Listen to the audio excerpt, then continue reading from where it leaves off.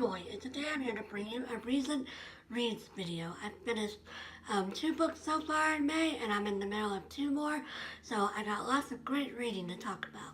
So the first book I want to mention, though, is the last book that I finished in April, which is My Ántonia by Willa Cather. Of course, as y'all might remember, I'm reading one Willa Cather book every month this year, and so of course this is the 4th book that I read. This is a tale narrated by Jim Burden, and this details his childhood growing up in the Nebraska plains, and particularly his friendship with a young bohemian girl named Ántonia. And Ántonia and her family have come over, and they're not very well prepared for the hardships of pioneer life. And Antonia's father in particular grew up, sort of refined in their home country of Bohemia. So it's about their friendship and Antonia's family and Antonia's family struggle, and it's just a detailing of the pioneer life in, the rural, early 1900s, I would say. And this is considered the 3rd in Willa Cather's Pioneer trilogy, which started with O Pioneers and then with Song of the Lark, and now this one. This is a really good book. I had previously read it a long time ago, so I didn't remember that much about it, but it was really good to get back into this. This is a very episodic novel. It sort of goes from episode to episode and story to story, so there's not a plot per se. It's just showing you Jim Burden's life and Antonia's life and their friendship and how they change over time. And yeah, it's a really lovely story, and I highly recommend it. I picked up another reread, which was Major Pettigrew's Last Stand by Helen Simonson.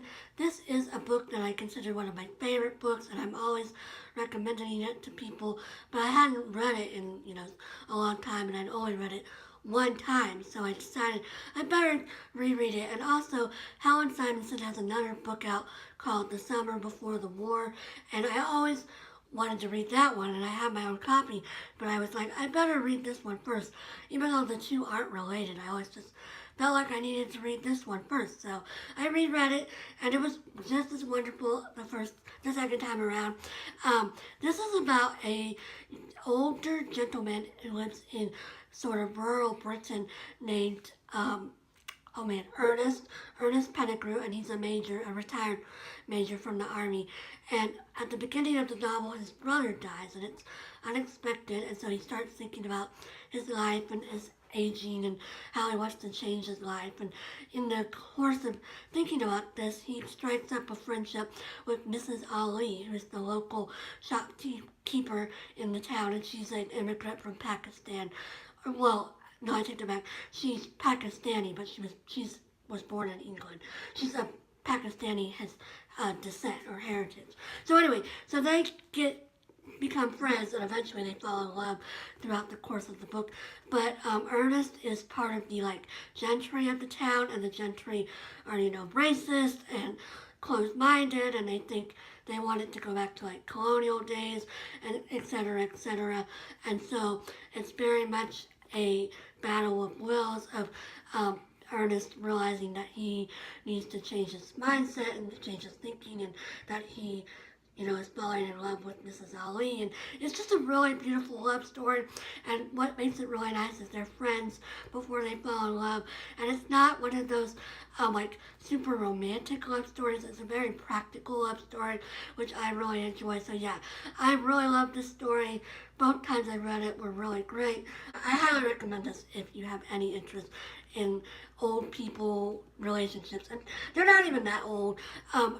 Ernest is 68, and Mrs. Ali is 64 or something, so it's not like they're ancient or anything. But yeah, this is a really cute story, and I highly recommend it. I then read Lab Girl by Jahren. This is a book that I've had on my TBR since November 2017. I think I first saw it on Heidi's channel, My Reading Life, and then after I saw it on her channel, I saw a British booktuber's nonfiction November TBR, and they had this gorgeous UK edition, and I had to order it from Book Depository because it was so gorgeous, and now it's been on my she shelved to read for like 18 months, so it was about time I got to it. So this is Hope Jaren's memoir about being a scientist. Specifically, she's a professor at various universities, and she studies trees, and she studies what is it called, paleobotany, and she studies trees,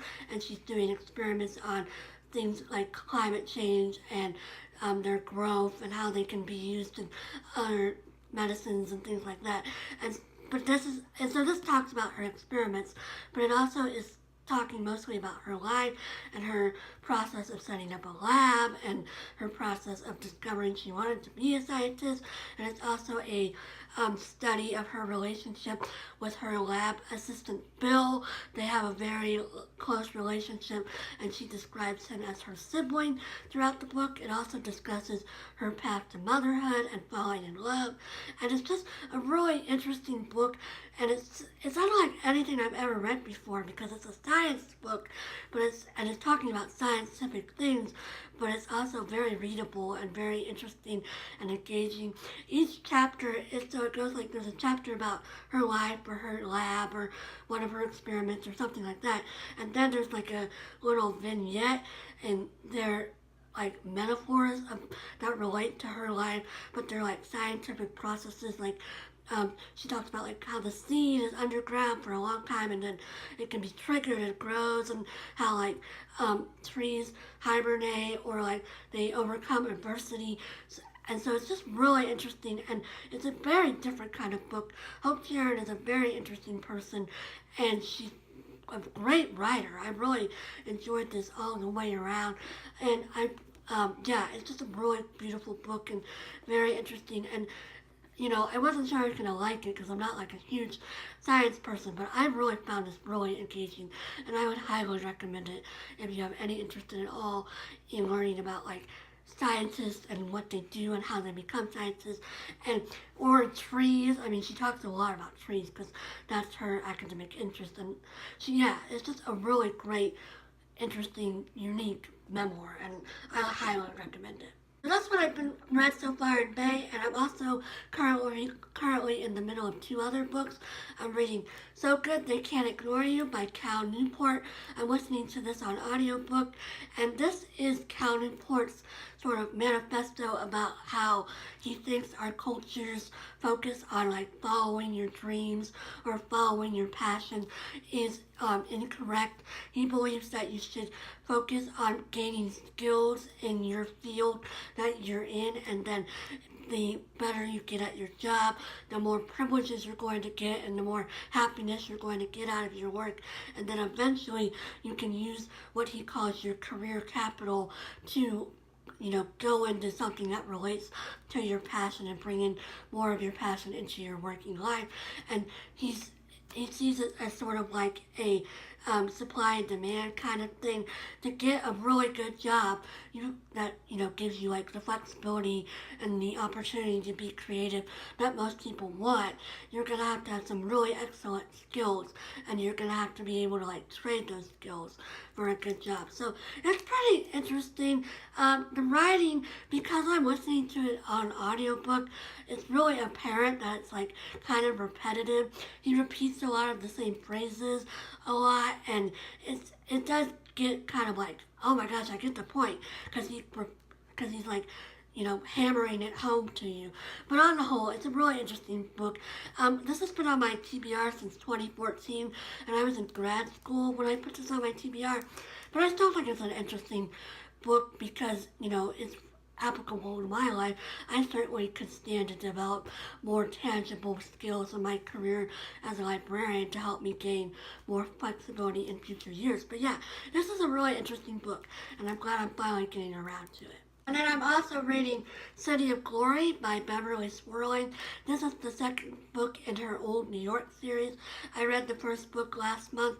This one is set in New York City during the period of the War of 1812, and it's following the descendants of the characters of the first book, and it's quite dramatic, and it's going into more detail about the era because it's focusing on this one particular era versus like jumping through a bunch of generations like the first book. So I finished the first 100 pages of this in like the first day I read it. So it's going pretty quickly. I don't see any issue with finishing it. My goal is to finish both of these books by the end of next week and then start something new next weekend because I'm going on a trip and I'll want a new book for that.